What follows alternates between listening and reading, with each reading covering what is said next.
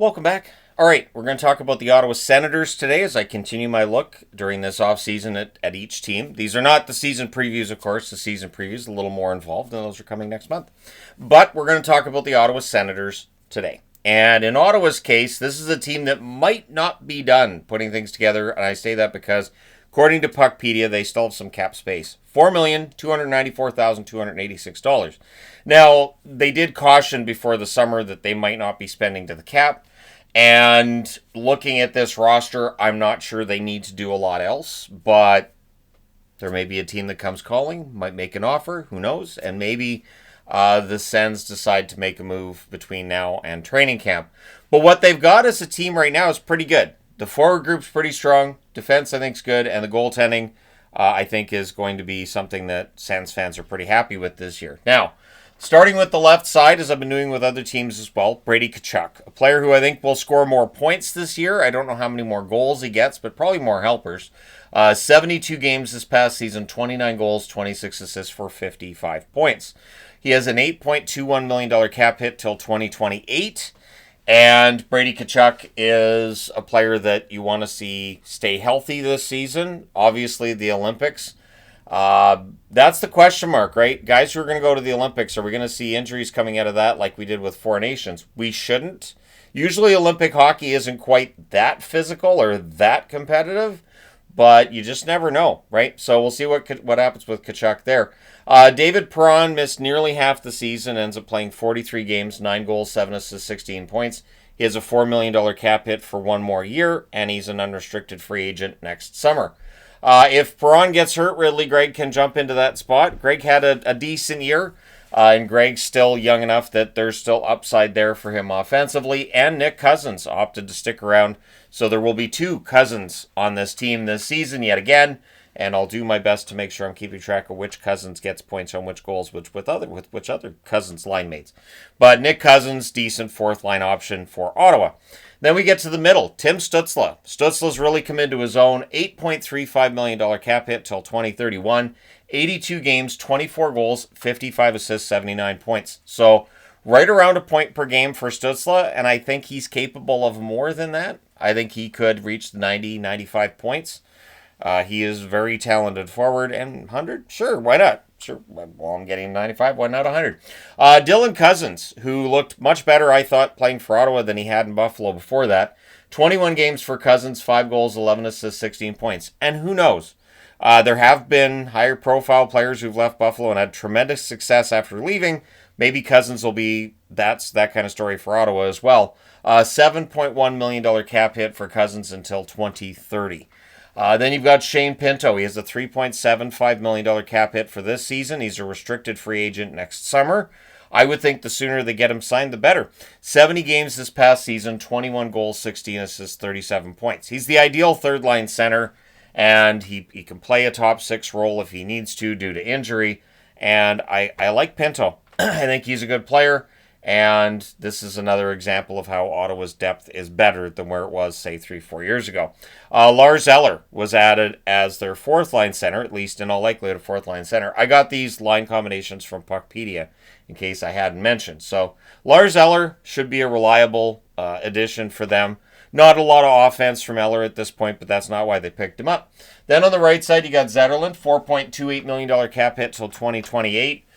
He played 20 games with Ottawa this past season, 2 goals, 3 assists, 5 points. He will be expected to score a little bit more than that, more often, a greater quantity and quality from him.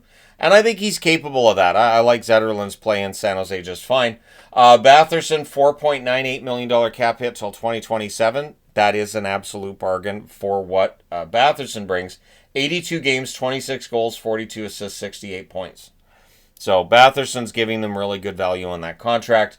Claude Giroux, who decided to stick around. I don't think he was going to play anywhere else anyways. 81 games, 15 goals, 35 assists, 50 points. As Giroux tries to lead the Ottawa Senators to the promised land and maybe a Stanley Cup, that kind of thing. Amadio is also there on that fourth line. Good veteran presence at this point.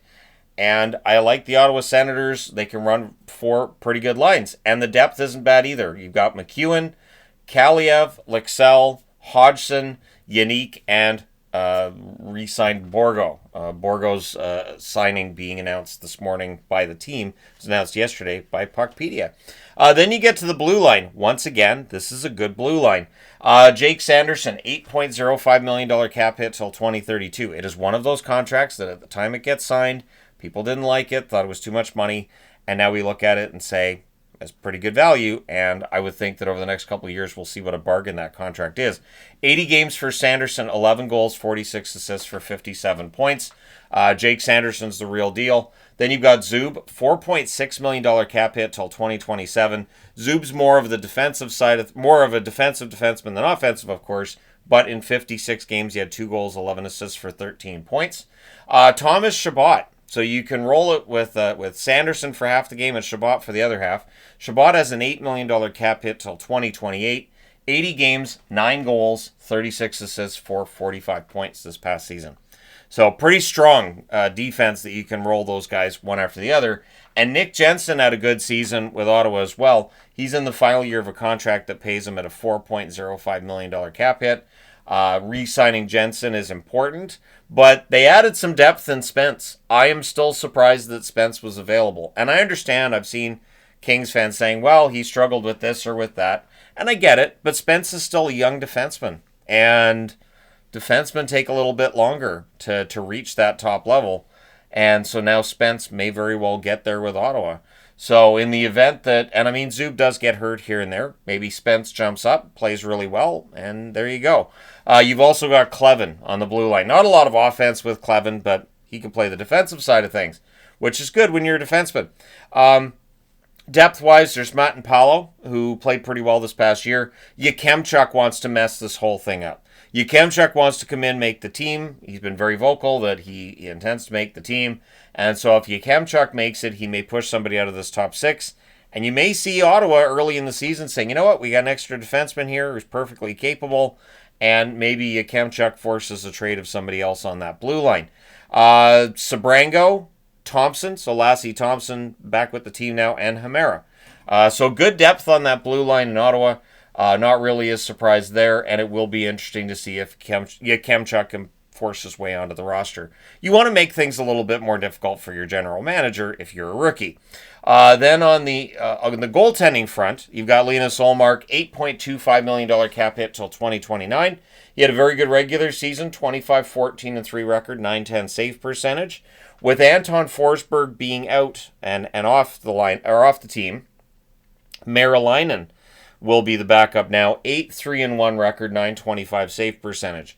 If you look at the depth, they've got Sogard and they've got Shepherd. Now, Hunter Shepherd is tremendous in the AHL, but in call-ups to Washington over the last couple of years, it hasn't really worked out that great for Shepherd. So, Shepherd may give the Belleville Senators a chance. They've also got Sogard down there, so maybe Belleville's going to have themselves a pretty good year with a good goaltending tandem. I don't think either Shepherd or Sogard push Meralainen. I think Meralainen has the backup job pretty much sewn up at this point in time. But with that almost $4.3 million in cap space, do the Ottawa Senators make another move? So that's the question I have for all you fine people on the internet.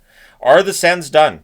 They could be, and if the Senators decide, you know what, we'll roll with what we have. If Steve Staios says this is good, I don't have any disagreement with that.